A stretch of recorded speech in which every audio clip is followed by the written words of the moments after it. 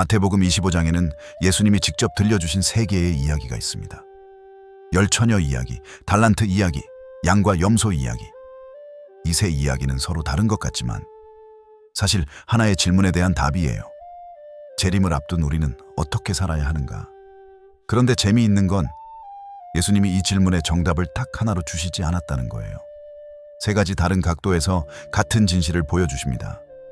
오늘 이 세 이야기를 차례로 들여다볼 건데요.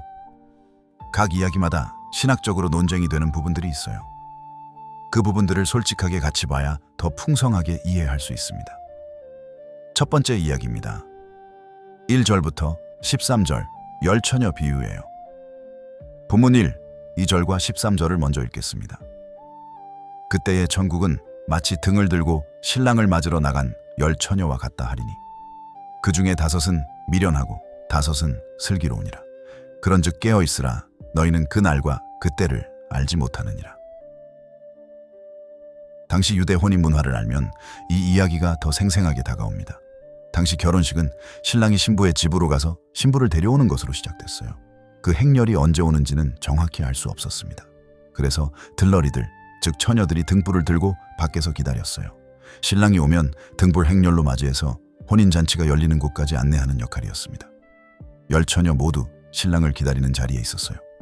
다 거기 있었습니다. 다 등불을 들고 있었어요. 그런데 차이가 딱 하나였어요. 여분의 기름이 있었느냐, 없었느냐. 여기서 신학적으로 흥미로운 질문이 생깁니다. 미련한 5 처녀는 구원받지 못한 사람들을 가리키는 걸까요? 아니면 구원은 받았지만 준비가 안 된 성도들을 가리키는 걸까요? 두 가지 해석이 있어요. 첫 번째 해석은 열처녀 모두 교회 공동체 안에 있는 사람들을 가리킨다는 겁니다. 겉으로는 다 같아 보이지만 내면의 실제가 다르다는 거예요. 미련한 처녀들은 외형적으로는 신앙생활을 하지만 실제 성령과의 관계가 없는 사람들이라는 해석이에요. 기름이 성령을 상징한다는 거죠. 두 번째 해석은 이 비유가 이스라엘을 배경으로 한다는 겁니다. 재림 때 이스라엘 민족 중 준비된 자와 준비되지 않은 자를 구분하는 장면이라는 거예요. 어느 해석이든 한 가지 분명한 메시지는 있습니다.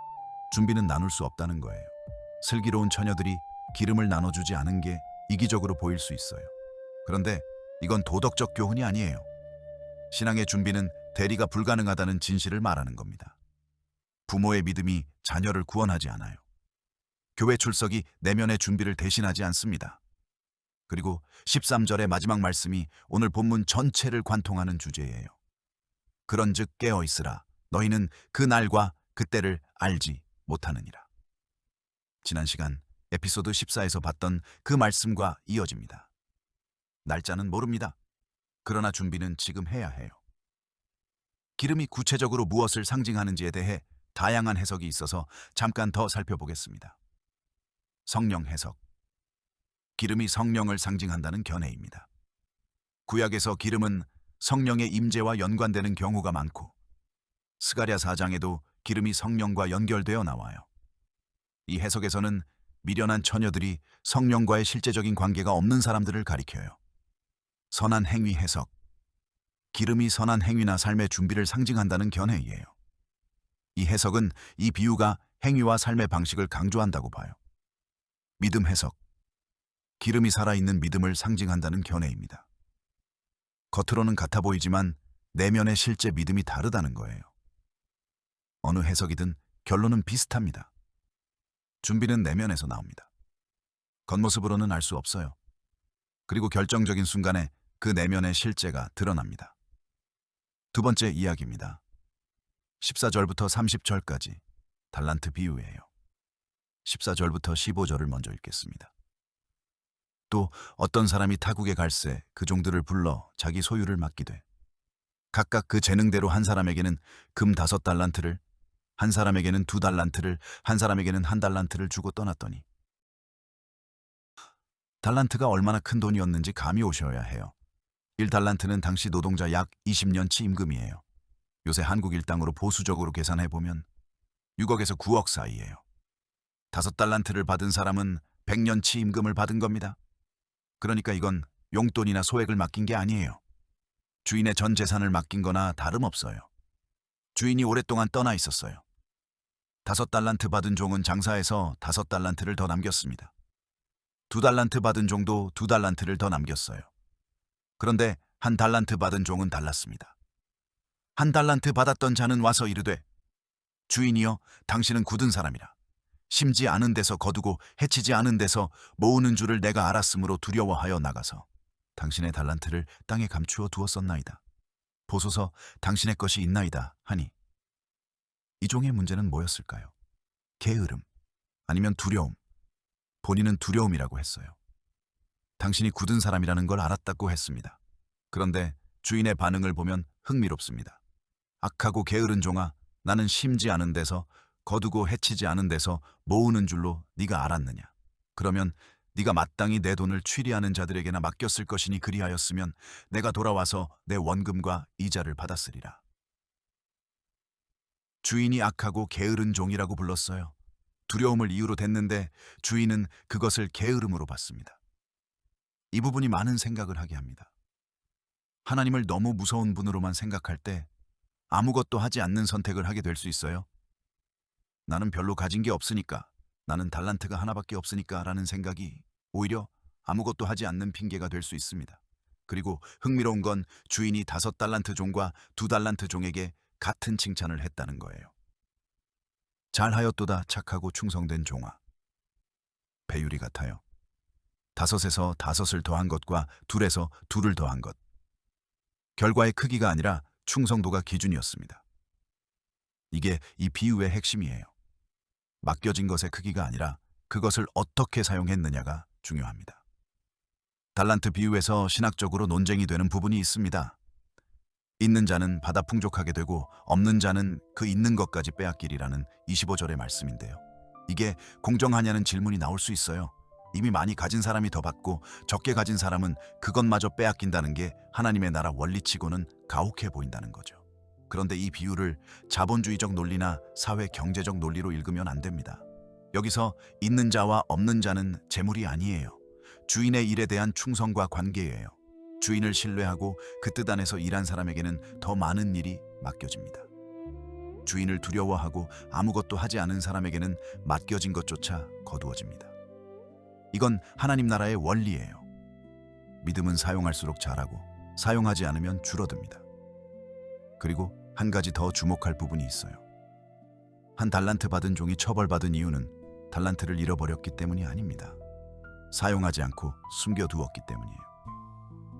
즉, 실패를 두려워해서 시도조차 하지 않은 것이 문제였어요. 이건 우리에게 중요한 위로이기도 합니다. 하나님은 결과보다 충성을 보신다는 거예요. 세 번째 이야기입니다. 31절부터 46절까지 양과 염소 비유예요. 마태복음 25장의 마지막이고 예수님의 감람산 강화 전체의 마지막이기도 합니다. 31절부터 34절을 읽겠습니다. 인자가 자기 영광으로 모든 천사와 함께 올 때에 자기 영광의 보좌에 앉으리니 모든 민족을 그 앞에 모으고 각각 구분하기를 목자가 양과 염소를 구분하는 것 같이 하여 양은 그 오른편에 염소는 왼편에 두리라. 그때에 임금이 그 오른편에 있는 자들에게 이르시되 내 아버지께 복받을 자들이여 나와 창세로부터 너희를 위하여 예비된 나라를 상속받으라. 이 본문이 오늘 본문 중에서 신학적으로 가장 많은 논쟁을 일으킵니다. 양으로 분류되는 사람들에게 임금이 말합니다. 내가 줄일 때에 너희가 먹을 것을 주었고 목마를 때에 마시게 하였고 나그네 되었을 때에 영접하였고 헐벗었을 때에 옷을 입혔고 병들었을 때에 돌보았고 옥에 갇혔을 때에 와서 보았느니라. 그러자 양들이 묻습니다. 주여, 우리가 어느 때에 주께서 줄이신 것을 보고 음식을 대접하였으며? 임금이 대답합니다. 너희가 여기 내 형제 중에 지극히 작은 자 하나에게 한 것이 곧 내게 한 것이니라. 이 본문을 놓고 몇 가지 중요한 해석 논쟁이 있어요. 첫 번째 논쟁. 내 형제 중 지극히 작은 자가 누구인가? 세 가지 견해가 있습니다. 하나는 모든 가난하고 고통받는 사람들이라는 견해예요. 예수님이 모든 인류 중 약자와 자신을 동일시하신다는 거예요. 다른 하나는 예수님의 제자들, 즉 복음을 전하는 사람들이라는 견해입니다. 내 형제가 예수님의 추종자들을 가리키고 그 제자들을 영접하고 돕는 것이 곧 예수님을 영접하는 것이라는 거예요. 세 번째는 이스라엘 민족이라는 견해입니다.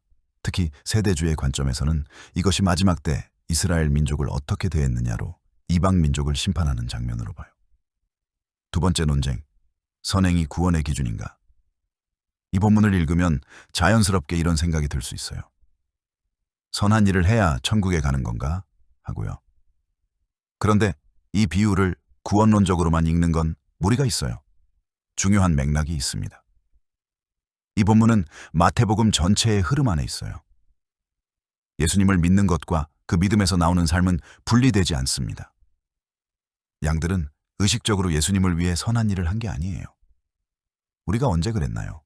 라고 물었잖아요. 이게 핵심이에요.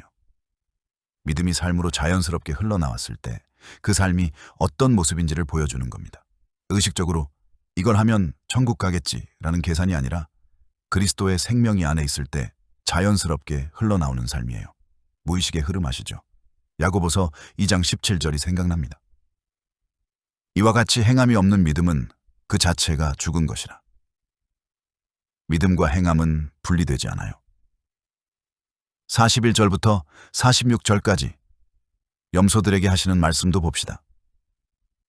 또 왼편에 있는 자들에게 이르시되 저주를 받은 자들아 나를 떠나 마귀와 그 사자들을 위하여 예비된 영원한 불에 들어가라. 내가 줄일 때에 너희가 먹을 것을 주지 아니하였고 목마를 때에 마시게 하지 아니하였고 나그네 되었을 때에 영접하지 아니하였고 헐벗었을 때에 옷 입히지 아니하였고 병들었을 때와 옥에 갇혔을 때에 돌보지 아니하였느니라. 염소들의 반응도 똑같아요. 주여, 우리가 어느 때에 주께서 줄이신 것이나 목마르신 것이나 나그네 되신 것이나 헐벗으신 것이나 병드신 것이나 옥에 갇히신 것을 보고 공양하지 아니하더이까. 그들도 못 봤어요. 보지 못했다고 했습니다. 여기서 중요한 게 있어요. 염소들이 나쁜 짓을 해서 심판받은 게 아니에요. 하지 않아서 심판받았습니다. 무관심이 죄가 될 수 있다는 겁니다. 이게 이 비유의 충격적인 메시지예요. 누군가를 해치지 않았다고 해서 충분한 게 아닐 수 있어요. 보았는데도 돌아서는 것, 알았는데도 외면하는 것. 그것도 문제라는 거예요. 46절 마지막 구절이에요. 그들은 영원한 형벌에, 의인들은 영원한 생명에 들어가리라 하시니라. 예수님이 마태복음 25장 전체를 이 한 문장으로 닫습니다. 자, 이제 세 비유를 하나씩 살펴봤습니다. 열처녀, 달란트, 양과 염소. 이 세 이야기에 공통으로 흐르는 메시지가 있어요. 같이 정리해 봅시다. 첫째, 주인은 반드시 돌아옵니다. 열처녀의 신랑도, 달란트 비유의 주인도, 양과 염소 비유의 인자도 모두 떠났다가 돌아옵니다. 재림은 선택사항이 아니에요. 반드시 일어납니다. 둘째, 겉모습으로는 구분이 안 됩니다. 열처녀는 모두 신랑을 기다리는 자리에 있었어요. 달란트를 받은 세 종은 모두 주인의 종이었습니다. 양과 염소는 함께 있었어요. 겉으로는 같아 보이지만 내면은 달랐습니다. 그리고 주인이 돌아왔을 때 그 차이가 드러났어요. 셋째, 준비는 지금 해야 합니다. 미련한 처녀들이 기름을 사러 간 사이에 문이 닫혔습니다. 한 달란트 종이 아무것도 안 한 것이 문제였어요. 기다리는 시간이 준비의 시간입니다. 그 시간이 허비되면 안 돼요. 넷째, 맡겨진 자리에서 충성입니다. 달란트 비유의 핵심이에요. 크고 화려한 일이 아니라 지금 나에게 맡겨진 것에 충성하는 것. 그게 재림을 준비하는 삶이에요. 다섯째, 삶은 믿음의 증거입니다. 양과 염소 비유의 핵심이에요. 믿음이 있다면 삶으로 드러납니다. 줄인 자, 목마른 자, 나그네, 병든 자, 갇힌 자를 어떻게 대했는지가 그 사람의 내면을 보여줍니다. 마태복음 25장 전체를 관통하는 메시지를 한 문장으로 말씀드리면 이렇습니다. 날짜는 몰라도 방향은 안다. 에피소드 14에서도 비슷한 이야기를 했는데요. 그날과 그때는 아무도 모릅니다. 예수님이 직접 말씀하셨어요.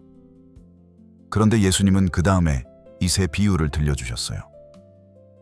날짜를 모른다는 것이 아무것도 안 해도 된다는 의미가 아닙니다. 오히려 반대예요. 날짜를 모르기 때문에 항상 준비되어 있어야 합니다. 기름을 항상 채워두어야 해요.